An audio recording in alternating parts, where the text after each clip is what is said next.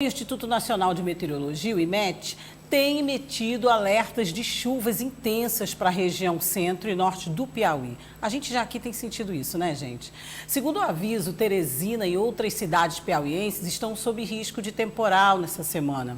Bom, aqui no estúdio eu estou recebendo o climatologista Ayrton Costa. Ele vai analisar a previsão do tempo para os próximos dias, né? Bom, boa tarde, logo de início. Boa tarde, Ed. Boa tarde a todos os ouvintes. É sempre um grande prazer recebê-lo aqui no Dia News. E eu já queria, de instante, nós temos inclusive algumas imagens aí, vamos ilustrando no decorrer da nossa conversa. Bom, nós temos imagens do Rio Longá, de Esperantina. Eu queria que o senhor desse primeiramente um panorama geral para a gente, como é que está. Porque aqui em Teresina, pelo menos, quando eu bem me assusto em casa, tá lá tudo escuro e começa a chuva. Exatamente. Primeiro, a gente tem que considerar que março é o mês pico da estação, ele tem a maior carga pluviométrica, mas o comportamento de março, assim como fevereiro, ele se desenvolve de uma forma um tanto quanto irregular. Como essa irregularidade, a chuva, ela diminuiu de forma radical no chamado sul do estado, tanto na faixa do Cerrado quanto na faixa do Sertão, e nós observamos uma ligeira concentração dessa chuva no Vale do Longá. Hoje, por exemplo, os municípios que margeiam o Rio Longá, eles estão recebendo os maiores volumes pluviométricos. A região da Grande Teresina e do Médio Parnaíba vem logo em seguida no ranking dos volumes. Ou seja, a gente tem ali municípios como Palmeirais, Angical, Regeneração, São Pedro, municípios já do leste, da divisa com Ceará, Castelo, Sigefredo, também recebendo alguns volumes. De tal forma que a chuva está concentrada mais no norte, todos os mapas de monitoramento vêm apontando isso. E também os mapas de risco. Então, quando nós temos um alerta, esse alerta geralmente ele versa sobre esta área, que vai do litoral até o Médio Parnaíba, atingindo, vamos dizer assim, de forma muito marginal, a Confederação Valenciana e a microrregião de Picos. A gente acaba fazendo, às vezes, me incluo também, né, a confusão com esses alertas de risco, o que é realmente, o que significa um alerta desse, o que as pessoas que estão em casa nos assistindo e os nossos internautas têm que fazer quando conseguem descobrir esse alerta. E aproveito para emendar. Hoje em dia está mais viável, está na palma da mão a gente ter essas informações, professor Ayrton? Perfeitamente, né? Existe, como são dispositivos novos, né? Graças ao trabalho que vocês desenvolvem, os meios de comunicação, a sociedade está tendo acesso a entender o vocabulário do clima e do tempo, a ter uma ideia do que é um alerta. Na verdade, a gente tem que separar o alerta da previsão. Veja bem, o que é a previsão? A previsão é um modelo matemático que diz, existe probabilidade de chuva. Olha, estamos vendo algumas imagens, isso, professor Ayrton. Olha Rio que Longá, maravilha. né? Isso. Então, a previsão, o nome já está dizendo, é uma previsão matemática, num curto intervalo de tempo, geralmente uma semana, de uma semana a 10 dias. E se a previsão, ela diz que vai chover. O que é que o alerta faz? O alerta dá uma qualidade para essa previsão. Que qualidade é essa? Risco. Vai dizer se é risco moderado, se é um risco, vamos dizer assim, que tem um maior agravo, né, que oferece perigo para a população. Então, quando a gente observa um alerta, ele está embutido uma previsão, só que ele estende. Geralmente, alertas meteorológicos abrangem dezenas e até centenas de cidades. Isso não quer dizer que um fenômeno, Edna, previsto pela meteorologia, ocorra em 100 municípios, em 200 municípios. Então, se apenas um desses municípios manifestar um fenômeno extremo, o alerta já cumpriu o seu papel, que é manter a sociedade num estado de vigilância. Eu faço questão de fazer esse esclarecimento porque muitas pessoas ficaram tanto quanto assustadas com a última previsão que saiu. Saiu uma previsão e um alerta em que existia possibilidade de chuvas intensas em Teresina. As chuvas não caíram em Teresina naquela proporção, mas caíram no Vale do Longá, como a gente está percebendo. Uma área extensa, afetada por volumes bastante intensos de chuva. Bom, hoje mesmo estive fazendo uma matéria com o Corpo de Bombeiros e falamos também na incidência de raios, né? A preocupação nesse momento com as chuvas, com as pessoas que estão já desalojadas, desabrigadas, moram em locais que oferecem risco, mas todos temos também, tivemos até um caso de raio com morte, né? De um juiz que terminou uma partida de futebol por conta disso e acabou ele mesmo sendo atingido por um raio vindo a óbito. Quais são as orientações que o senhor dá e as previsões, porque essas chuvas também venham com ventos fortes e raios? Perfeitamente, né? Ou seja, o Piauí é um estado que ele apresenta um alto índice, né, de letalidade por raio.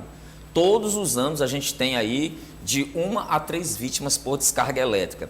E sempre no mesmo perfil. A pessoa está numa área livre, está numa área campestre, está num campo de futebol, está numa praia ou num clube. Então a gente precisa seguir esses cuidados de segurança. O Corpo de Bombeiros sempre está apontando, as defesas civis estão trabalhando, a mídia está publicizando, e esse período ele é muito rico em descargas elétricas e com um agravante, são descargas elétricas distribuídas por uma área muito extensa.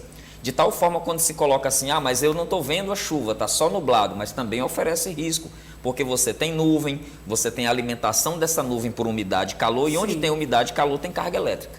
Pronto, e nós temos aí para ilustrar também, para o senhor explanar melhor, os mapas que nos dão uma ideia ainda melhor, o senhor vai poder explicar. Podemos botar na tela? Tá aí, pode ficar à vontade. Muito bem, esses mapas, eles são produzidos pelo Instituto Nacional de Meteorologia, é quem tem a expertise, quem tem a tecnologia para fazer a previsão do tempo, previsão pública e federal.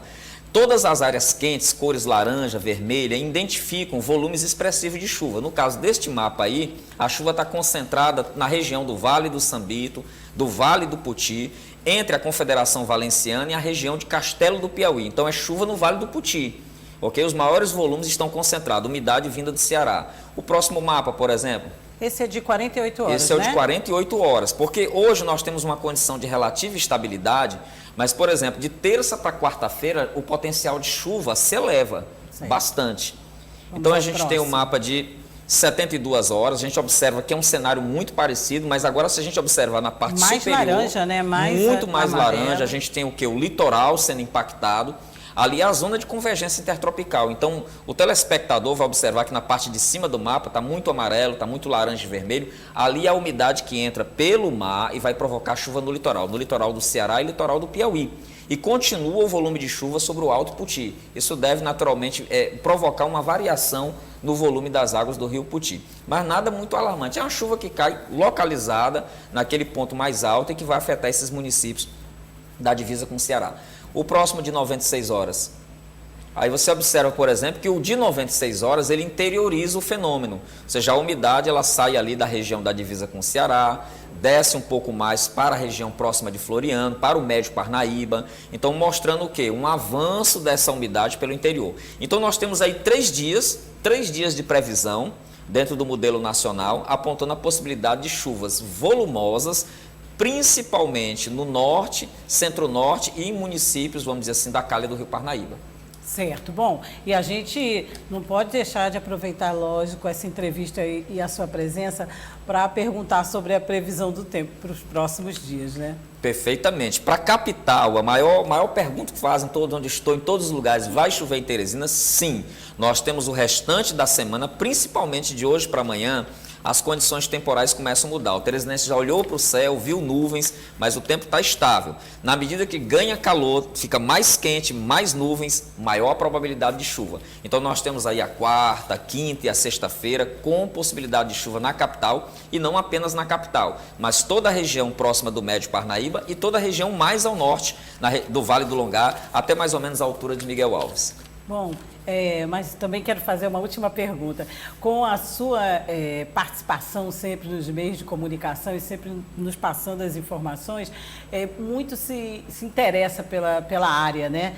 O senhor pode também aproveitar para dar dica aí para o pessoal que está querendo fazer climatologia, que está querendo entrar nessa área de meteorologia.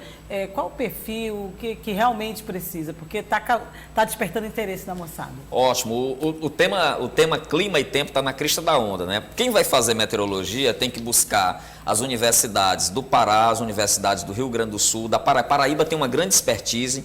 Agora, a climatologia não. Climatologia é uma carreira, vamos dizer assim, multidisciplinar. O físico, o geógrafo, o meteorologista podem desenvolver o ofício da climatologia, desculpe, porque ela trabalha com o ser humano no centro dos fenômenos atmosféricos. Então, eu como geógrafo trabalho a climatologia geográfica, que é aquela que eu avalio sempre a questão do desastre e como o fenômeno climático impacta a vida das pessoas. Já o meteorologista puxa a climatologia para a estatística, né? E o físico observa essencialmente os fenômenos físicos do céu.